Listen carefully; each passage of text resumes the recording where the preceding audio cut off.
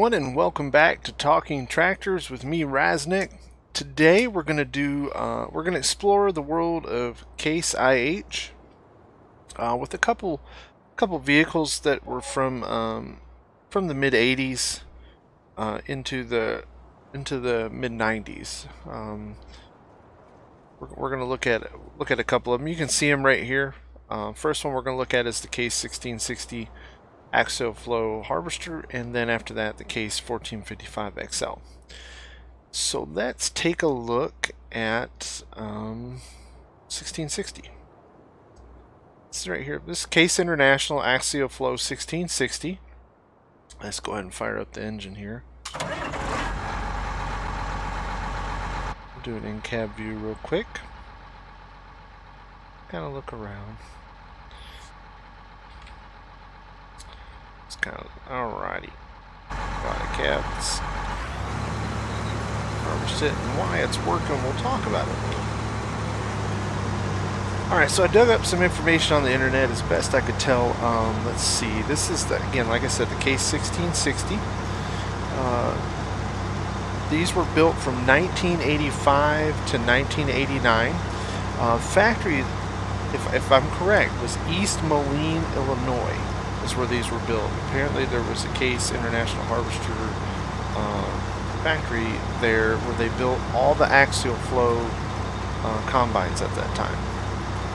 I do not believe it's open anymore. I know John Deere has a big factory in East Moline, Illinois, but as for Case, I believe that closed there. The Case IH one did. This harvester actually had two iterations. There was one that was produced from 1985 to 1989.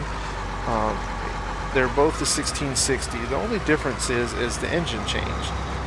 That was the big difference, along with some technical things and I believe some electronic stuff. But the original 1660 from 85 to 89 came with a Case IH 180 horsepower, 7.6 liter 6-cylinder engine. It had a 100-gallon fuel tank, roughly 100-gallon, and the grain tank held 180 bushels. Headers that were available at the time were running the 14-foot 1030 header. You could get a 14-foot header all the way up to a 16-foot header, and I don't know what the number was on that 16-foot header. But according to some case history stuff I found, there were two size headers available for this one. In 1989, they did some upgrades to the 1660, and they built it from 1989 to 1994. The 1660 was actually built with a Cummins 190 horsepower, 8.3 liter engine. So they went from a Case IH manufactured engine to the Cummins. Still the same 180 bushel grain tank, a 100-gallon tank, and same headers, a 14-foot and a 16-foot header were available. The axial flow that you see here was one of the first harvesters produced after Case and International Harvester were merged. I believe it was Tenneco purchased all them and created Case IH. And that occurred, I believe, in 1984, and then it may have been 1984, 1985, and then shortly after that they started the 1600 series of Case International harvesters. Prior to that, I believe it was the 1400 series, which I haven't seen any mods for those. And if I do, I'll definitely show those. As for a list price at the time, I have dug and dug and dug and cannot find a list price at the time. If anyone knows the list price at the time, I would love to hear it. I think that's one of the really interesting things. I have looked online, and one of these with low hours, which if I'm looking right, low hours for these would indicate anything less than 5,000 operating hours. These vehicles go around $30,000 with the header, and that's today. But they are 20 years old. Some of them are over 20 years old. A lot of those are 1990, 91 models that I found online. You can buy this harvester for around $30,000 today. All right, let's jump to our next vehicle. We're going to have to unload so he can keep working. All right, everyone, this is the Case 1455 XL. This vehicle was produced by Case IH from 1985 to 1986, but was a carryover from International Harvester. There was an International Harvester 1455 XL that was started production in 1981, ceased production when Case and International Harvester were merged underneath the purchase of Tenneco. So this vehicle by Case IH was 1985 to 1996. This was actually built in Neuss, Germany. I think I'm pronouncing that right. I actually looked up the pronunciation. Neuss, Germany.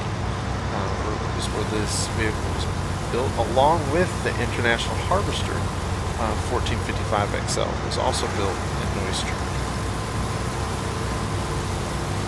As for original price, again, I've looked and could not find one. I dug and cannot find the original list price for this tractor. Online, I've seen used over in Europe. In England, you can find these used online for around 30,000 pounds. I saw one in England that was listed for 30,000 pounds. I had quite a few hours on it. And then there was another one I saw listed in Canada that I think was around 31,000 Canadian dollars. So, which would, I'm not sure the conversion, but it'd be around 20-something thousand US for the Canadian. Let's see. This tractor came standard with 4x4 configuration, as we see here. I didn't see any other options available. Just the 4x4 standard. The cab was standard, so that configuration was all standard. In the game, you can attach a front loader. I didn't find any concrete information that said a front loader was available for the 1455 from the manufacturer. If it did exist, I couldn't find that information for sure. This came with International Harvester. It was a DT402 6.6 liter 6-cylinder turbocharged engine. The fuel tank was 52.8 gallons. It put out 145 horsepower. The vehicle itself weighed in from the factory at 11,499 pounds. While we're talking about weight, I had to look up. I couldn't find a listed weight for the 1660 axial flow, but what I did find was shipment weight. So if you were to purchase this and ship it, the shipping weight is estimated around 20,000 pounds for the harvester, and that's just shipping information. So I don't know how accurate that is. Used, like I said, these 1455s, I'd say probably anywhere from $20,000 to $30,000. You might be able to buy these. Again, with anything used, the price varies so much based upon hours of usage. I really wish I could find a list price for those. Yeah, that's the Case IH 1455 XL, which is pretty much just a repaint and re-sticker of the IH 1455 XL. This tractor's worked a little bit.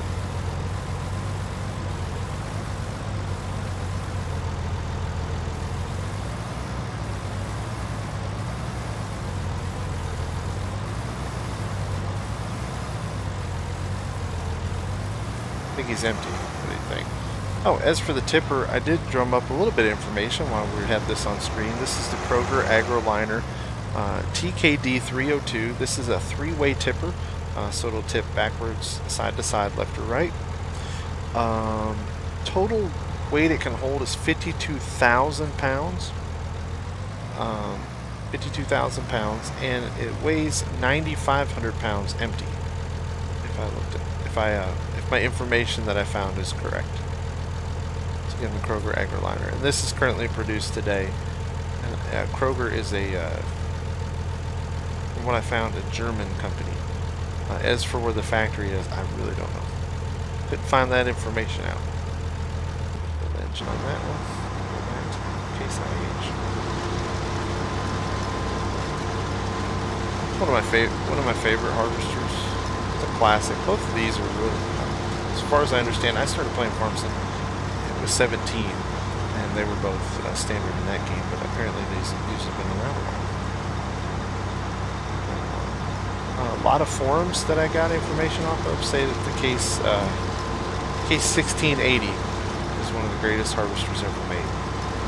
1660 they didn't say so much, but the 1680 says one of the greatest harvesters they ever made, and still being run today. Both the 1660 and 1680 are still being worked today. Anywho, I hope you all enjoyed a little bit of information about the vehicles that we use in game. I'm having a lot of fun digging this stuff up, and hopefully it's helping with your farm sim experience, knowing a little bit of real-world information about the vehicles. If you know anything else that I didn't share in the video, I know a lot of real farmers out there play this game, and they may have worked on a farm or had a family member that owned one of these. And if you know anything about these, please do share in the comments. I'd love to hear about it, and I'm sure the rest of the viewers would too. All right, I appreciate everybody stopping by today. Thank you all for watching. Until we see you next time, stay safe, have a wonderful day, and we'll see you next time. Thanks. Bye.